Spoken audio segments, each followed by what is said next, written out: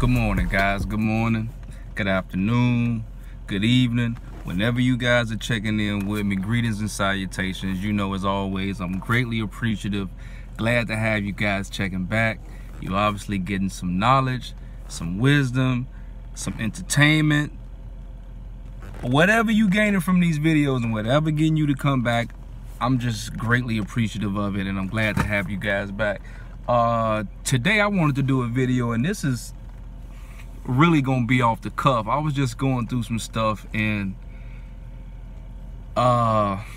you know, deciding to get a brick and mortar location, man, I had to make a lot of sacrifices, and a lot of you people might not be willing and able to make the sacrifices that I made to make my business go. I'm just thinking about how hard it is, especially for black business owners, to succeed. Like, I'm looking up stuff and it's saying that 90% of all startups will fail. 90%.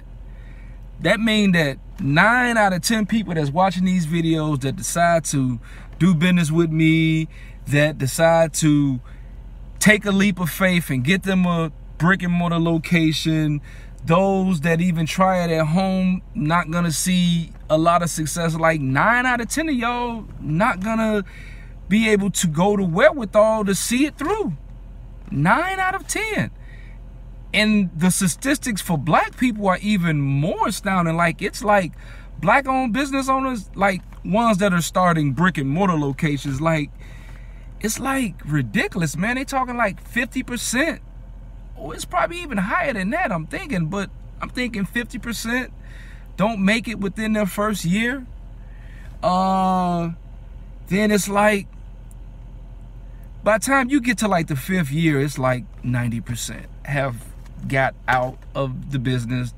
They can't do it. They don't want to do it. They got drained out. Money got exhausted, whatever the situation was. And man, it's tough out here. It's tough. I mean, because you're going to be looking for people to support you. You're going to be looking for people to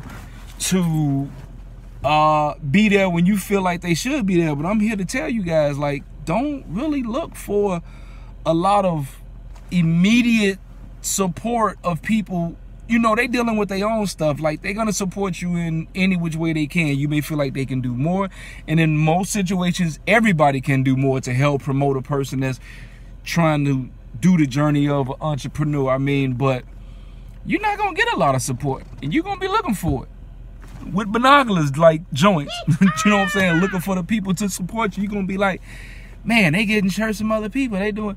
But I'm gonna be honest with you, like, it's a lot of people doing shirts, a lot of nieces, nephews doing shirts, a lot of ladies at church doing shirts. I mean, so you got to stand out if you decide to do it. And it's kind of oversaturated in the sense of people doing heat transfer vinyl. That's why you got to get freaky with the transfers, the paper transfers. You got to get freaky with it. Like, you can print on those and contour cut those out and put heat transfer around it, put the glitter on it, put the holographic, put the patterns around it. Man, you got to get sick with it if that's the route that you decide to go. That's why I'm always into multitasking, being able to offer people more things. The more that you can offer, you'll never have to tell a person no. So if they really want to support you, they don't have an excuse not to support you. If you're doing print services, if you're doing silk screen shirts, if you're doing sublimation shirts, I mean, you can get them banners, you can get them fans, bookmarks, business cards, whatever the situation is. Now you're able to offer that. So, like, if you don't get the support now, it's for a whole nother reason. And, you know, I ain't even trying to get into that. But don't really look for immediate people to support you. If they support you, great, it's a wonderful thing. But I'm gonna tell you, you gotta get, you, the person that's watching this video, you have to get out of your comfort zone. And you have to see more strangers. Like, if you want your business to survive, you have to see more strangers. Like, I can tell everybody exactly what to do to, like, keep your business going. But man, I had to make a lot of sacrifices. People don't even know. Like, I needed help to get my business going. I'm gonna be honest with you. Like, I asked help from a lady. You know, I maxed out one of her credit cards. I maxed out probably 2 of mine. I actually even got a loan, and it took me a minute to get that loan. And I'm telling you, like, my situation is unique, and it may not work for everybody, but I chose the route of actually going through the bank to get my loan. So, you know, dude, I got a few no's. Like, it was a few no's, and I was looking for probably double the amount of money that I was actually needing, you know. But I went back and forth to the table a couple times trying to get the terms and everything right. I mean, but what we have to do, especially as black people, you know, any people of color really, I mean, because it's actually the bank's job to find a reason to say no. Like, that's their job. The people who they have in underwriting and everything else, like, it's their job to find a reason to tell you no, sorry, we can't do this deal. And you know what it is? It's your job to give them a reason to say yes. Bullshit aside. So, I just wasn't taking no. Like, I was telling them, go back to the drawing board, work something out. Like, man, let's make something else. Let's come up with some different terms. I was originally asking for like 40 grand to get my joint going. The first time they said no, I buckled. I'm gonna be honest with you. I buckled, and you know, I came down from like my 40 to like 29 or some goofy ass shit. I should have just stayed the course. And I'm telling y'all, like, this is what y'all do if you trying to go through it. You're gonna need to know how to talk the lingo though, and how to go at them correctly, but you're gonna have to have things working in your favor, such as myself. Like, when I was doing my artist management stuff, when I was doing my t-shirts at the house, I was just running everything under like a graphic designer, in which that's what I was. So I didn't really know how to categorize it, because I had a print shop at home, but I wasn't really using a lot of heavy duty printing because I was outsourcing a lot of things. So I'm like, I'm a graphic designer. I rolled it under the Graphic Design Act, and you file your taxes. If you have to pay, you have to pay. If you get some money back, you get some money back, but you got to file your taxes. That worked for me. And the best thing that was in my pocket was the fact that I've been banking there since 95. I think I got this loan in 2016. That was the year that I got the loan, but I think it took me probably double the time that it'll take somebody else of another persuasion to keep it 100 with you. But a lot of people just not gonna have the kahunas. They're not gonna have the nuts to just keep going back and telling them, no, that's unacceptable. I need you to find a way to make this happen. Period. You need to find a way to make this happen. I need this money, and if you're not gonna give it to me, just tell me outright, flat, no, it's not gonna happen. Man, they came back with all type of stuff, like you have to put some money up to match the loan. I'm like, no, any money that I got in the bank, because they looking at the money I got in the bank, and they trying to guarantee that their loan is gonna be secured and stuff like this. So I'm telling them though, like, no, you can't touch none of my money. I need all of that to do what I'm trying to do. I need 40 grand. If you're not about to give me 40 grand, you can't touch none of my money. I need every cent of access to it to do what I have to do. And as I said, I was dedicated. Like, a lot of people not gonna be dedicated. Y'all not really entrepreneurs, like, in a serious term. Like, you gonna do shirts at home, you gonna play with it and stuff. Some of y'all gonna be about that life though. You gonna be like, man, look, man, I'm trying to get it. And I was trying to get it. Like, I'm like, man, look, I'm ready to take it to another level. Like I tell you guys, I told you in another video, I get bored really easy. So it's like, I'm doing it at home. I'm maximizing the capability of what I can do at home, I believe, but I want to get into something else. I want to get into sublimation, and I can't do sublimation at home because I live in an apartment complex. They don't have a garage. I can't put my heat press and my printer up there. I wouldn't put my printer in the garage anyway, but that heat press 2,000 pounds, so you can put that in there. They gonna need a damn crane or a flatbed or something, like, to host that joint up and like pull it up out of it. It ain't moving, so, you know, I wasn't even worried about that. But I was dedicated about getting my business going, man. I wanted to do sublimation. I want it in, and that was my motivation on actually getting my brick and mortar. I mean, but I'm actually trying to take it now, as I told you guys in the past video. I'm trying to take it to the point of getting either into a warehouse where I have a much larger space, and my space now is big. Everybody coming here and be like, man, this space is humongous. It's really long. It's a lot of rooms and everything, but I need more open space. I want to expand my business and do more. I want to train people. I want to bring them in. Anyway, I'm kind of getting off the path, trying to tell you guys about some other stuff, but man, they came at me with a few remixes. You know, I'm thinking the deal's about to go through. I'm ready to sign the paperwork. They come with a little curveball.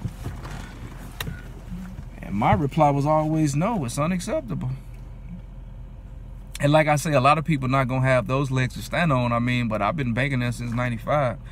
And this was in 2016. And I originally was asking for 40.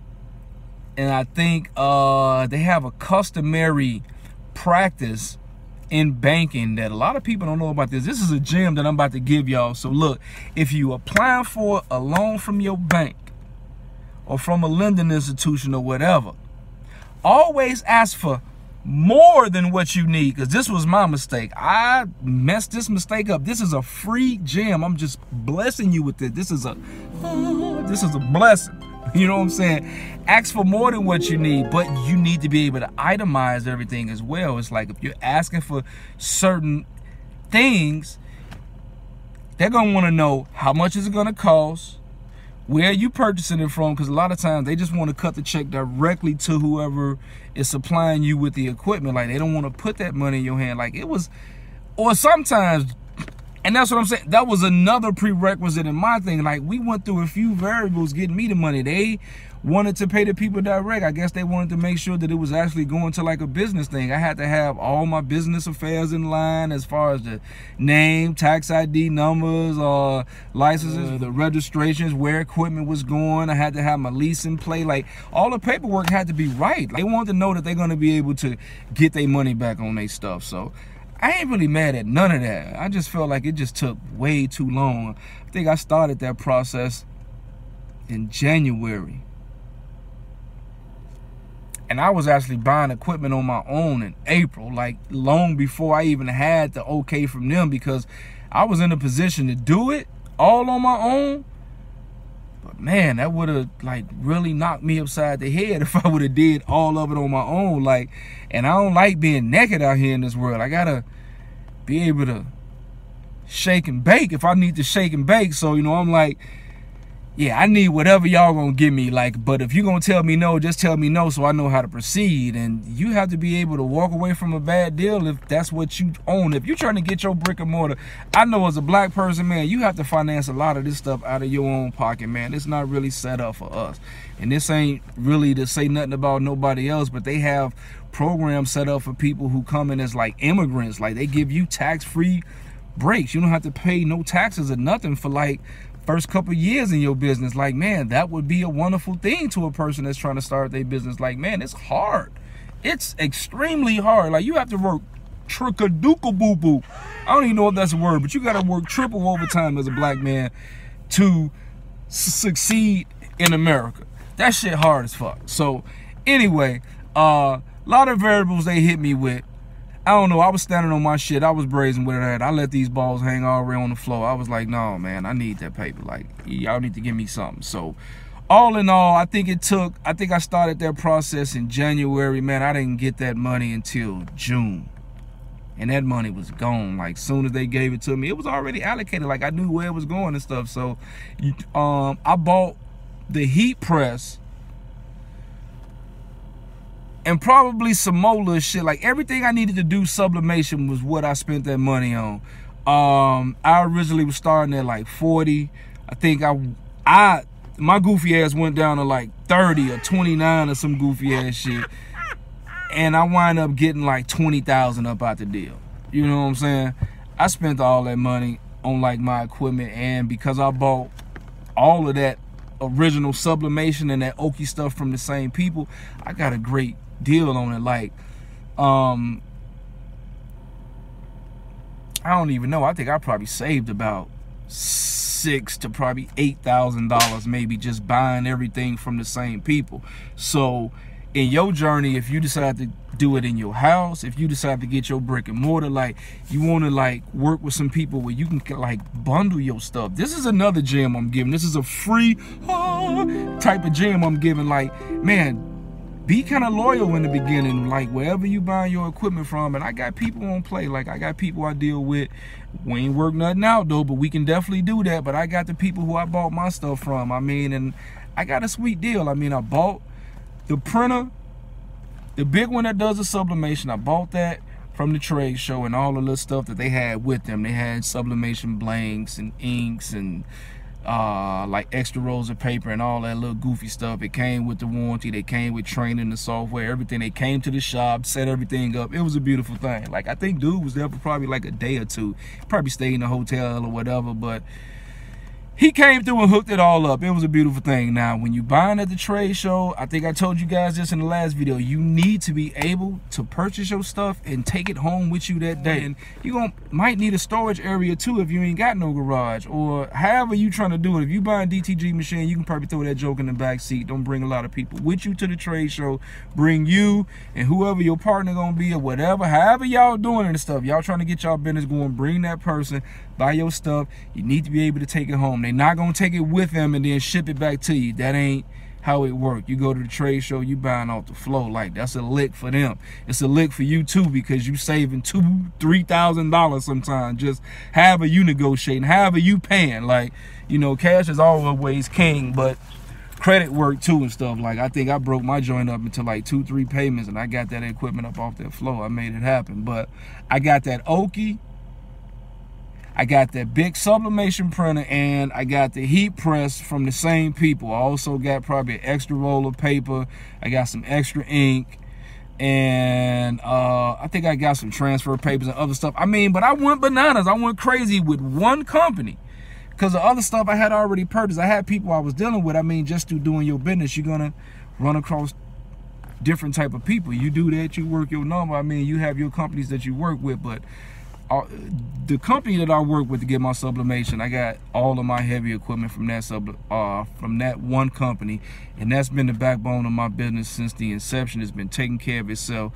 But to get back to that whole thing about it being hard, no, don't take the first, no, don't take the second or even the third one. Like, maybe the third one. You may want to take the third one if they telling you, like, man, ain't shit shaking, like your shit shaky. And you guys, y'all credit gonna have to be in play. Like, man, you need a lot of things working in your favor, man, to be an entrepreneur, man. Your credit gotta be right. Like, a lot of times you gonna need things, and you gonna need to do it on your name or off your history. And if your history fucked up and not being able to manage money, you ain't gonna get no loans, you ain't gonna get no credit cards, you ain't gonna get nothing. You gonna have to come out of pocket on everything. Right.